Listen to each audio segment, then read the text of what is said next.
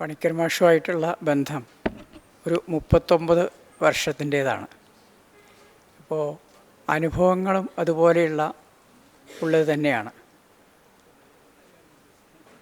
അടുത്ത കാലത്തായിട്ട് മാഷുടെ ഒരു പ്രോജക്റ്റ് കിട്ടി.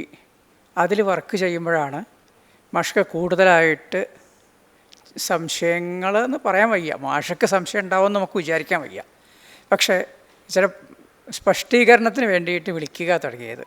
അത് തൈത്തരീയ സംഹിതയെക്കുറിച്ചുള്ള ഒരു പ്രോജക്റ്റായിരുന്നു.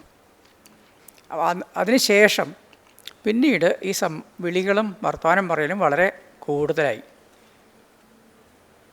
അങ്ങനെ ഉള്ള സമയത്ത് ചില അർത്ഥങ്ങളൊക്കെ പറഞ്ഞു കൊടുക്കുമ്പോൾ മാഷയുടെ ഭാഗത്തു നിന്നുണ്ടാകുന്ന ഒരു സന്തോഷമുണ്ട്.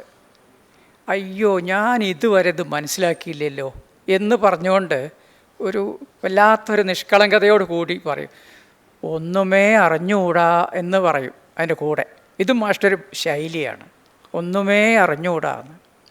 കഴിഞ്ഞ ഒരു ദിവസം ഇങ്ങനെ പറഞ്ഞ കൂട്ടത്തിൽ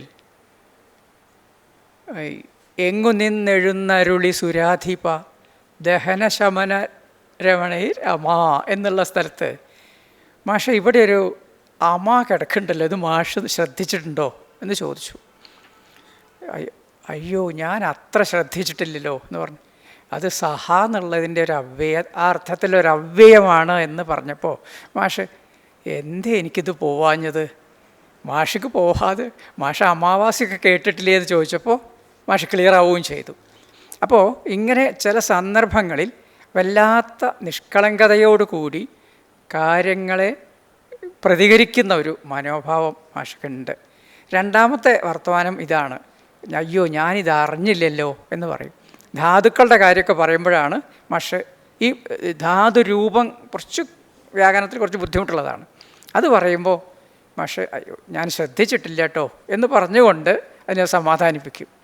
എന്നിട്ട് ആദ്യകാലത്ത് എനിക്ക് മനസ്സിലായി, എനിക്ക് ഒന്നുമേ അറിഞ്ഞുകൂടാ എന്ന് പറയുന്നത് മാഷ് മാത്രം പറയുന്നതല്ല എന്ന് പിന്നെയാണ് എനിക്ക് മനസ്സിലായത്.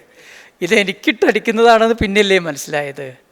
കുറച്ച് കഴിഞ്ഞപ്പോൾ എനിക്ക് തോന്നി ഇത് എനിക്ക് മാത്രമല്ല പല ഡിപ്പാർട്ട്മെൻറ്റുകളിലേക്കും പോകുന്ന വിളിയാണ് എന്ന് എനിക്ക് മനസ്സിലായി. പിന്നെ മാഷോട് ബന്ധമുള്ള പലർക്കും ഇത് ചെന്ന് എത്തുന്നതാണ് എന്നൊക്കെ പിന്നീട് ഇങ്ങനെ മനസ്സിലാക്കാൻ ഇടവന്നിട്ടുണ്ട്. അത് നല്ലൊരു വിലയിരുത്തലാണ്.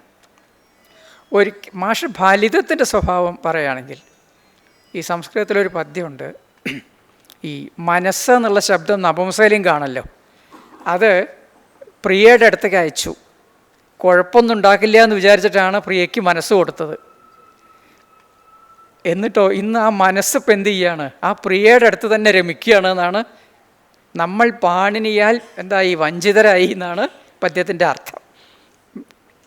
പക്ഷേ മാഷ് പറയുന്നത് ദോഷമുണ്ടോ, ഈ നപുംസകത്തോടൊപ്പം ഇത്രയൊക്കെ ഇങ്ങോട്ട് രമിക്കാൻ പറ്റുമോ എന്നുള്ളതാണ് മാഷ് അതിൽ കണ്ടെത്തിയ ഫലിതം. ഇതുപോലെയുള്ള തമാശകളും പിന്നെ അത്ഭുതപ്പെടുത്തിയ വേറൊരു കാര്യം ഈ ആട്ടക്കഥകളിലുള്ള മാഷുടെ പാണ്ഡിത്യമാണ്. ഏത് പദം നമ്മൾ പറഞ്ഞു കൊടുക്കുമ്പോഴും അത് ഇന്ന ആൾ പറയണതാണ്, അതിൻ്റെ ബാക്കി ഇതാണ് എന്ന് കൃത്യമായിട്ട് മാഷക്ക് പറയാൻ പറ്റും. അത് ദ്വിജാവന്തി ആയാലും ശരി, ശങ്കരാഭരണമാണെങ്കിലും ശരി, മാഷ് രാഗം കൃത്യമായിട്ട് പറഞ്ഞില്ലെങ്കിലും അതിൻ്റെ ആ കോണ്ടക്സ്റ്റ് ഉണ്ടല്ലോ അത് മനോഹരമായിട്ട് പറഞ്ഞു തരും. ആ പറഞ്ഞ കൂട്ടത്തിൽ നളചരിതമാണ് അധികമായിട്ട് വിവരിച്ച് തന്നിട്ടുള്ളത്. അപ്പോൾ ഇങ്ങനെയൊക്കെയുള്ള ഒരു സുഹൃത്താണ്, ഒരു നല്ല അധ്യാപകനാണ്. സർവോപരി നമ്മൾ പറയാറുണ്ടല്ലോ, സർവോപരി ശിഷ്യരുടെ അഭ്യുദയം കാക്ഷിക്കുന്ന ഒരു അധ്യാപകനാണ്. അവിടെയാണ് എടുത്തു പറയേണ്ട ഒരു യോഗ്യതയായിട്ട് തോന്നിയിട്ടുള്ളത്. നമ്മുടെ കുട്ടികൾ നന്നായി കാണണം എന്ന് ആഗ്രഹിക്കുക, അതിനുവേണ്ടി പ്രവർത്തിക്കുക, ആ ഒരു നന്മ അദ്ദേഹത്തിൽ നല്ലതുപോലെ ഉണ്ടായിരുന്നു. ഇവിടുത്തെ ഒരു ഷാഫി മാഷ് ഉണ്ട്, കെമിസ്ട്രി അധ്യാപകനായിട്ട്. അദ്ദേഹം പറയാറുണ്ട് എപ്പോഴും, നമ്മുടെ മുമ്പിലിരിക്കുന്ന കുട്ടികളാണ് നമ്മുടെ അന്നം എന്ന് നമ്മൾ ഓർക്കണം. അവർക്ക് തെളിച്ചം വന്നാലേ നമ്മുടെ മനസ്സ് തെളിയുള്ളൂ എന്ന് അദ്ദേഹം എപ്പോഴും പറയാറുണ്ട്.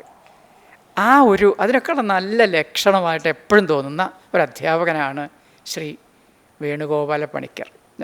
ഞാനങ്ങനെ മുഴുവൻ പറയാറില്ല, പണിക്കർ മാഷ് എന്നുള്ളതിൽ നിർത്തുകയാണ് പതിവ്. തിരിച്ച് നമ്പൂരി മാഷെന്നേ ഇങ്ങോട്ടും പറയാറുള്ളൂ. അങ്ങനെ വളരെ നല്ല ബന്ധം സൂക്ഷിക്കുകയും ഇന്നും ഓർക്കുമ്പോൾ വല്ലാത്തൊരു വിഷമമുണ്ട് മാഷെക്കുറിച്ച് ഓർക്കുമ്പോൾ. ഇത്രയും പറഞ്ഞ് ഞാൻ എൻ്റെ വാക്കുകൾ നിർത്തും.